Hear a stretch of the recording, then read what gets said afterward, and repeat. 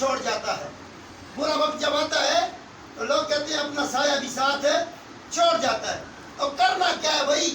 کرنا یہ ہے کہ آخری وقت آپ کو کیا چیز کام آئے گی؟ بولو اللہ کے نبی کا کلمہ کام آئے گا. بولو سبحان اللہ. اونچا بولو سبحان اللہ. تو کلمے پہ زور دینا ہے، کلمے پہ زور دینا. بھائی لوگوں کو سیدھا کلمہ پڑھنا نہیں آتا ہے. اور بات بات میں اب ایک بڑی اور بیوقوفی سن لو. یہ لنگر تو عام روٹی آپ ہر روز کھاتے ہیں، پھل فروٹ کھاتے ہیں. ذرا توجہ میری طرف کریں. یہ نعمتیں آپ کو روزانہ ملتی ہیں. اچھا سے اچھا کھانا کھاتے ہو، اچھے سے اچھا فروٹ کھاتے ہو. آپ نے کلمے پہ محنت کرنی ہے. کرنا کیا ہے؟ کرنا یہ ہے، عادت یہ بنانی ہے روٹی حلال کی کھاتا ہے، کلمہ نبی کا پڑھتا ہے، نماز پڑھتا ہے، تو زبان سے گالی کو دور کر دے. زبان سے گالی کو دور کر لے. یہ زبان جب گالی سے پاک ہو جائے گی تو تیرے رزق میں برکت آ جائے گی. بولو سبحان اللہ. سبحان اللہ. اونچا بولو سبحان اللہ. زور سے بولے نا سبحان اللہ. تو رزق میں برکت آ جاتی ہے، رزق میں برکت آ. دوسری بات یہ، جب اذان ہو رہی ہو، اب میں ان لوگوں کو بتا رہا ہوں جن لوگوں کے گھروں میں رزق کی تنگی ہے، یہ دو چار باتیں ہیں. کھانا آپ نے کھانا ہے، میں انشاءاللہ روکنے والا نہیں ہوں، لیکن میری دو باتیں سن لو. دو باتیں. پہلی بات یہ، جب اذان ہو رہی ہو سارے کام چھوڑ دو. میں پاکستان آرمی میں 12 سال ایسے soft where developer officer retired ہوا ہوں. پاکستان آرمی میں جب پی ایم اے مین گیٹ سے ہم اوپر ہوتے تھے تو گیٹ کے پاس جو بگلر ہوتے تھے، جو باجا بجانے والے ہوتے ہیں، وہ اپنے باجے میں ایک بگل بجاتے ہیں جس کو ترانے والی بگل کہتے ہیں. وہ بگل بجتی تھی تو جو وردی میں ہوتے تھے نا، وہ اٹینشن ہو کے ہوشیار ہو کے کھڑے ہو جاتے تھے، اور جو سول لباس میں ہوتے تھے وہ ہاتھ پیچھے باندھ کے نا وہیں پہ کھڑے ہو جاتے تھے. جب تک بگل بجتی رہتی تھی وہ ہلتا نہیں تھا. غور کر، جب مکے مدینے کی فضاؤں میں محمد رسول اللہ کی بات سننے والا کوئی نہیں تھا، پتھر مارے جاتے تھے کملی والے کو، اس وقت بھی نبی نے اذان کو بند نہیں ہونے دیا. تو لوگوں شکر کرو کہ یہ اذان کی آواز آتی ہے، نہیں تو مولویوں کے کفر کے فتووں کی وجہ سے تمہاری اذانیں بھی بند کر دی جاتی. اس لیے اذان کے وقت سر پہ ٹوپی پہن کے، ہاتھ باندھ کے اللہ کے نبی کی اس آواز کو سنا کرو جس کی وجہ سے طائف سے اللہ کے دین کو رائج کیا گیا. 23 سال کی محنت میں پورا اسلام دنیا میں نافذ ہوا ہے. اس لیے اذان کے وقت سب خاموش ہو جایا کرو. بچوں کو خاموش کر دو، ٹی ویاں بند کر دو، موبائل بند کر کے چھوڑ دو. کہ یہ اذان وہ ہے کہ جو اذان بڑی مشکل سے لی گئی ہے. جس کے گھر میں روزی کی تنگی ہے وہ بھی مجھ سے کلیا لے لے.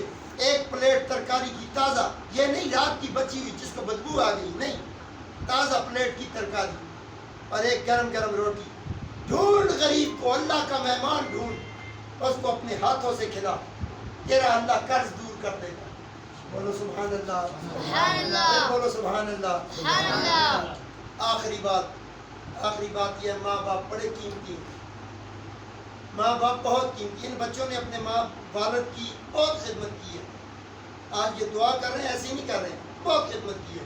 لیکن بچہ لوگ، آپ لوگ سن لو، یہ آپ کو پیغام دے رہا ہوں، جو لوگ زندگی میں اپنے ماں باپ کی خدمت نہیں کرتے، یہ بزرگ بیٹھے ہیں جن کے جوان پتر ہیں، مونچھوں کو ایسے ایسے تان تو دیتا ہے اور باپ تیرا روتا ہے تنہائیوں میں بیٹھ کے. ماں تیری پریشان ہے تیرے کریکٹر کی وجہ. حضور کا فرمان ہے، جس کے ماں باپ اس بات سے ڈر جائیں کہ میرا بچہ آ گیا ہے اور وہ بات نہ کریں ڈر کی وجہ سے، اللہ کے نبی نے فرمایا دنیا میں جہنمی دیکھ رہا ہو تو وہ جہنمی ہے. تیری بدماشی نہیں ہے، تیرا ٹیکا نہیں ہے، تو گھر میں جاتا ہے تیری ماں تیرے وہ چپ ہو جاتی ہے، یہ اللہ کا عذاب تجھ پہ شروع ہو گیا، تو جہنمی بن گیا ہے، جہنمی. اللہ کے نبی نے فرمایا. اور اپنے ماں باپ کو، بوڑھے ماں باپ کو وقت دو. چلے جانا ہے ہم نے بھی دنیا سے، اپنے بوڑھے ماں باپ کو وقت دو. کئی لوگ ہوتے ہیں وہ ڈر کے مارے ماں باپ کے کمرے میں نہیں جاتے رات کو، یہ پیسے مانگے گا مجھ سے، اور وہ نظریں لگی ہوتی ہیں دروازے پہ کہ ابھی بیٹا آنے والا ہے. ماں آوازیں دے دے کے پوچھ رہی ہوتی ہے، اشرف آیا ہے، فراز پہنچا ہے کہ نہیں پہنچا. تو بیٹا آتا ہے، وہ سیدھا اپنے کمرے میں چلا جاتا ہے. اپنے ماں باپ کو وقت دو. اور جب ماں باپ کے سامنے بیٹھے ہو تو اللہ اور اس کے رسول کی عدالت سمجھ کے بیٹھا کرو. یہ موبائلوں کو ہاتھوں میں پکڑ کر ماں باپ کو جواب مت دیا کرو، بند کر کے اپنے جیبوں میں رکھا کرو موبائلوں کو۔ یہ ماں باپ زندگی میں ایک بار ملتے، بار بار، اور جن کے ماں باپ چلے گئے ہیں 3 ٹائم اپنا کھانا سامنے رکھو اور دعا کے لیے ہاتھ اٹھایا کرو، یا اللہ اس کا ثواب میرے ماں باپ کو پہنچا۔ اس لیے یہ میری قیمتی باتیں ہیں، اپنے ماں باپ کو قیمتی سمجھو۔ بیوی کو بھی پاؤں کی جوتی نہیں سمجھنا، اللہ کے نبی نے فرمایا جو بیوی کو پاؤں کی جوتی سمجھے گا جہنم کا بالن ہے وہ۔ اللہ کے نبی نے تو عورت کے قدموں تلے جنت رکھی ہے، تو پاؤں کی جوتی بولتا ہے؟ ماں کے قدموں تلے جنت ہے۔ اگر تیری بیوی ہے تو وہ تیرے بچوں کی ماں بھی تو ہے۔ حیا کرو۔ یہ وہ جملے ہیں جو کفار مکہ منافقین بولا کرتے تھے کہ عورت پاؤں کی جوتی۔ اللہ تبارک و تعالی ہم سب کا، اور یہ یاد رکھیں زندگی میں ماں باپ کی جتنی عزت کر سکتے ہو، قدر کر سکتے ہو، جن کو ماں باپ ملے رس کے کرو۔ جو ماں باپ کو ایک تھیلا فروٹ کا نہیں دے سکا، کیلے نہیں دے سکا، کوئی خدمت نہیں کر سکا، مرنے کے بعد اس نے 10 دے گے، 20 دے گے، 50 دے گے پکائی، تو کیا کیا اس نے؟ کیا کمال کیا؟ اس کا کیا فائدہ اس کو؟ اپنے ماں باپ کی زندگی میں جتنی عزت کر سکتے۔ ماں بوڑھی ہے تو پاؤں سے لگ جا، ماں باپ بوڑھا ہے تو پاؤں سے لگ جا۔